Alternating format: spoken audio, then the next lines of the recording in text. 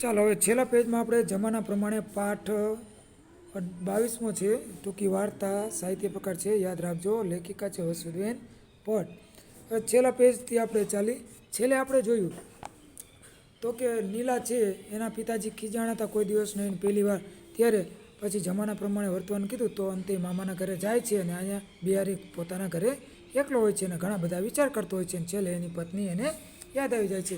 એ આપણે આ પેજમાં જોયું હતું, બરાબર.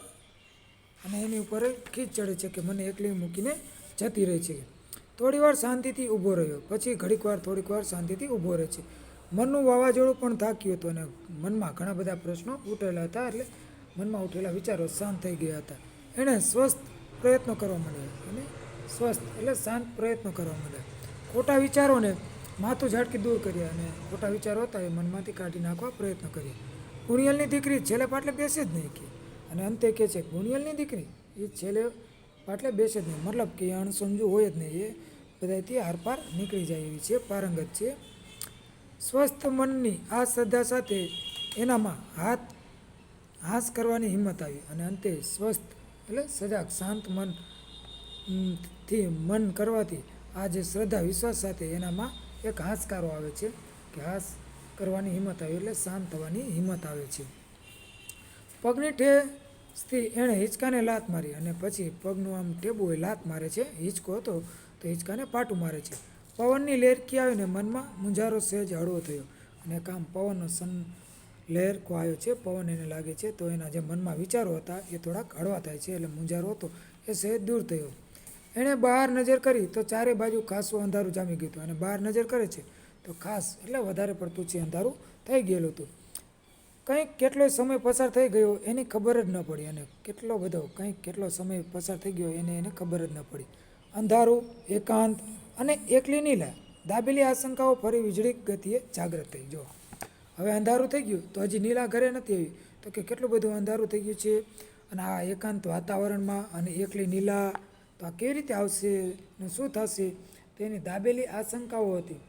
મતલબ કે મનમાં સમાયેલી જે આશંકાઓ હતી એને શક હતો. તો એ વીજળી ગતિએ જેમ વીજળીનો કરંટ આવે એવી જ રીતે ઝડપથી એ પોતે પાછી વિચારો ગતિ કરવા લાગે છે, ઝડપથી ઉઠે છે એના મનમાં. આટલું મોડું કદી થયું નથી, ગમે તે એટલું હોય તે બાળ બુદ્ધિ, દુઃખી માણસ શું ન કરે, અને એને વિચારો આવે છે કે આટલું મોડું તો કોઈ દી થયું નથી અને ગમે તેટલું હોય પણ એ બાળ બુદ્ધિ તો છે ને, કે અપરિપક્વ બુદ્ધિ છે ને, અણસમજુ તો છે ને થોડી. અને દુઃખી માણસ શું ન કરી શકે, હાલો દુઃખી હોય તો એ ન ભરવાનું પગલું ભરી શકે. કે ગભરાયેલો એ ઊભો થયો અને અંતે ગભરાતો બિહારી એના ખાટલામાંથી ઊભો થાય છે. ત્યાં બહારનો ઝાપો ખખડ્યો. અંધારામાં પણ નીલાની આકૃતિ તરત જ વર્તાય, પણ એનો પહેરવેશ, ઠાઠ,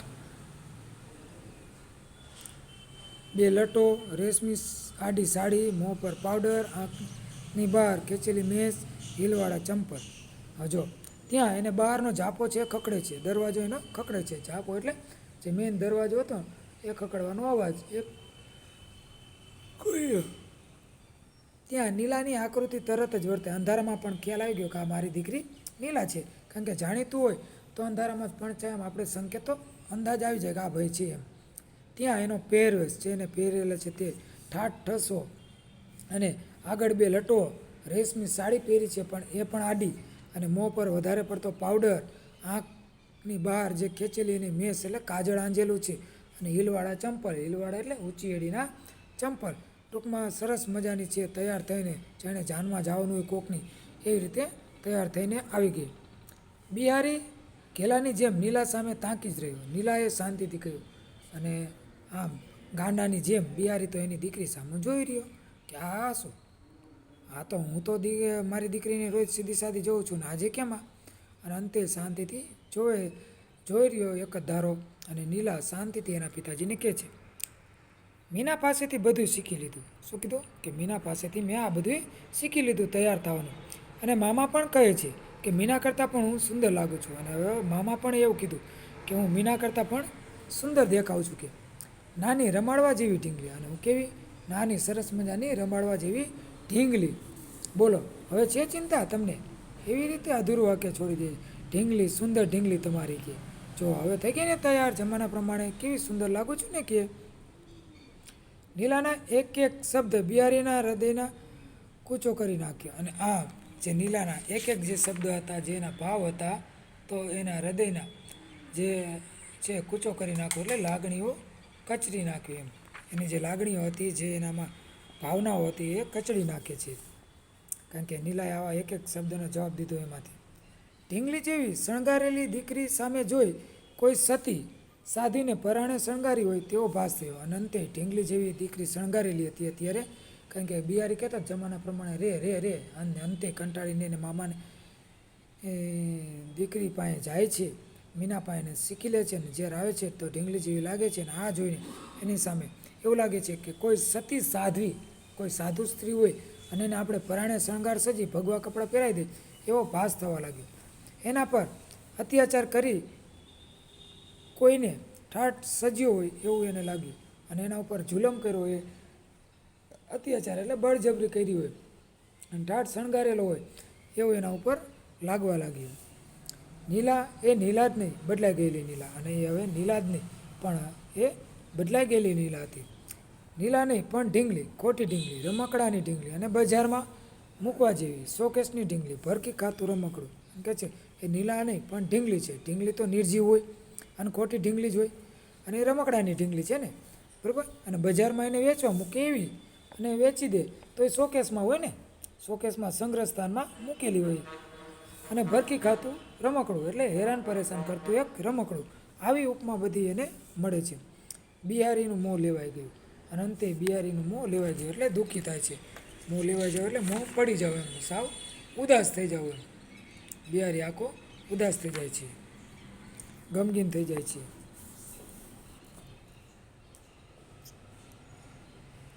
ફીકા મોં પરથી આંખો કશુંક શોધતી હતી. અને એના ફીકા મોં એટલે નિસ્તેજ જે મોઢું છે, ચહેરો છે, એ કાંઈક શોધી રહી હતી.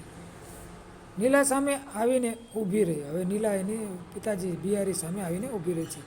સહેજ હસી ત્યારે બિહારીના હૈયા પર ચિરાડો પડ્યો. અને સહેજ હસી પણ, અને ત્યાં બિહારીના હૃદયમાં ચિરાડો પડે એટલે ધ્રાસકો પડે છે, આંચકો આવે છે. નીલાનો હાથ પકડી એણે આંખ પર દાબી દીધો. અને નીલાનો હાથ પકડી પોતાની આંખ ઉપર દાબી દીધો. મારા બોલિયા સામું ન જોઈશ બેટા, મારા ક્રોધ સામું ન જોઈશ દીકરા. અને અંતે બિહારી પોતાની દીકરીને કહે છે કે મેં તને જે કંઈ કીધું તો એની સામું ન જો બેટા. દીકરીને પણ બેટાનું સ્થાન આપે છે. જો મારા ક્રોધ સામું મેં તારી ઉપર ગુસ્સો કર્યો છે તો એની સામું ન જો દીકરા. એટલે દીકરીને આપણે દીકરા કહી શકાય, પણ દીકરાને દીકરી ન કહી શકાય. જો એટલે દીકરી છે ને બે કુળને તારે, એટલા માટે. નીલા મમતાથી બિહારીને માથે હાથ મૂક્યો અને સ્નેહથી હેતથી નીલાએ પોતાના પિતા ઉપર હાથ મૂકે છે. ત્યારે એની આંખો આંસુથી ભરાઈ ગઈ. અને ત્યારે બિહારીની આંખમાં આંસુ આવે છે. ના નીલા, તને ગમે તે રીતે તું હવે બેટા, તું રહે બેટા. અને કહે છે ના નીલા, તને ગમે ને તે જ રીતે તું રહે, હું કહું એમ નહીં કે. અને નીલા, તું હતી તેવી જ બરોબર હતી. આ શણગારેલી નીલા યોગ્ય લાગતી નથી. બંને દબાયેલા એકબીજાનામાં વિસામો શોધવા પ્રયત્ન કરે છે. અને બંને જે દબાયેલા એટલે હૃદયની લાગણીમાં બેયને દુઃખ હતું, બેયને ચિંતા હતી, પીડા હતી. તો એકબીજાનો વિસામો એટલે આરામ કરવાનું, શાંત છે એ શોધવાનો પ્રયત્ન કરે છે. નીલાની આંખો સામે બિહારી જોઈ રહ્યો, અને નીલાની આંખો સામે બિહારી જોઈ રહી છે. ત્યારે એક પછી એક સાણી નીલાની છબીઓ પડ વીનતી બહાર આવી અને ગુણિયલની નાની તસવીર જેવી. અને અંતે બિહારી છે નીલા સામે જોઈએ છે ત્યારે એક પછી એક સાણી એટલે કે ડાઈ નીલા હતી. એની જે નાનપણથી અત્યાર સુધીની જે તસવીરો હતી, યાદ હતી, એ એના ચહેરા સામે એક પછી એક આવે છે. જેમ એની પત્ની ગુણિયલ હતી એની નાની તસવીરો હોય એવું એને લાગતું હતું. બરાબર. આ હતું આપણે જમાના પ્રમાણે પાઠ. બરાબર. આ છેલ્લો પાઠ હતો. જોઈ લેજો વિડીયો. અસ્તુ.